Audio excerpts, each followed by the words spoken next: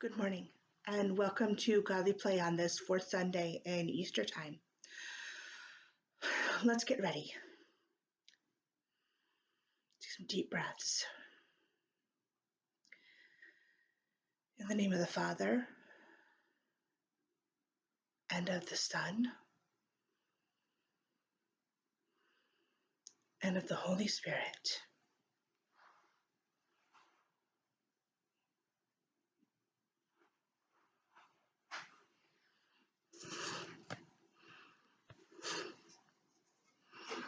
On the first Sunday of knowing Jesus in a new way, we remembered how the Marys went to the tomb and found it empty.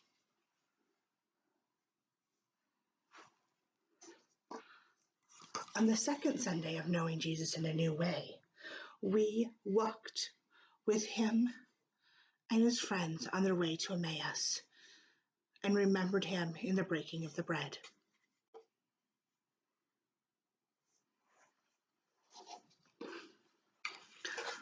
On the third Sunday, in knowing Jesus in a new way, we went with doubting Thomas as Jesus showed him the wounds in his hands.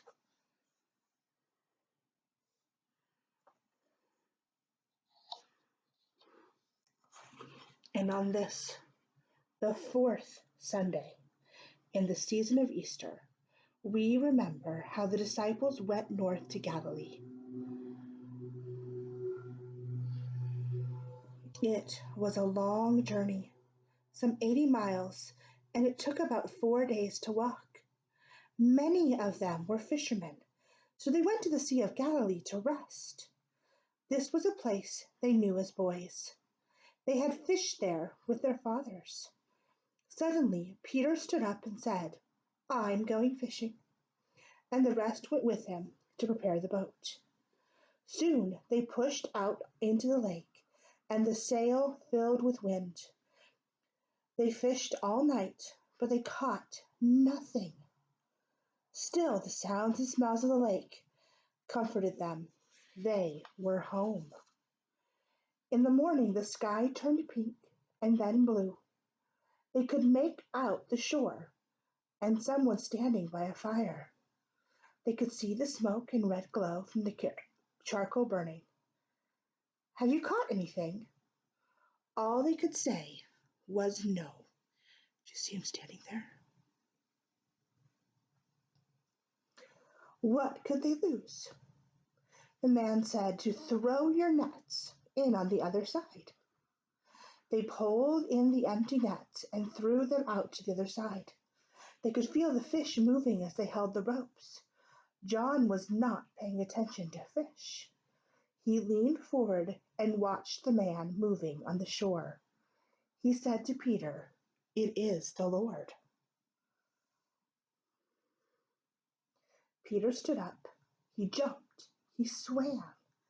He felt the sand under his feet, and he waded ashore. The others turned the boat toward the land. The nets were so full they could not pull them in, so they dragged them behind the boat. As they walked toward the fire, the stranger called out, "Bring some fish." When they gathered around the fire, the stranger was no stranger. They all knew it was Jesus, but they were afraid to say anything. There he is. "Have some breakfast." There were fish cooking on the fire, and he gave them fish and bread. They talked as they ate, and the fish and bread tasted of home. Then Jesus asked Peter, "Do you love me?" "Yes, of course." "Feed my lambs." "Do you love me?" "Yes." "Tend my sheep." "Do you love me?" "You already know I do." "Feed my sheep." He then began to talk to Peter about growing old and how you need help in old age. Sometimes people tell you what to do, even if you don't want them to.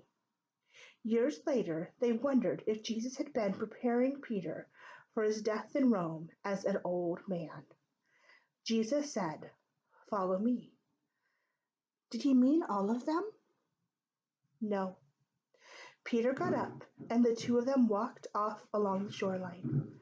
Peter looked back and saw John following them. "What about this man? Will he die like the rest of them?" "It is not for you to know such things." Peter fell silent, and Jesus was gone.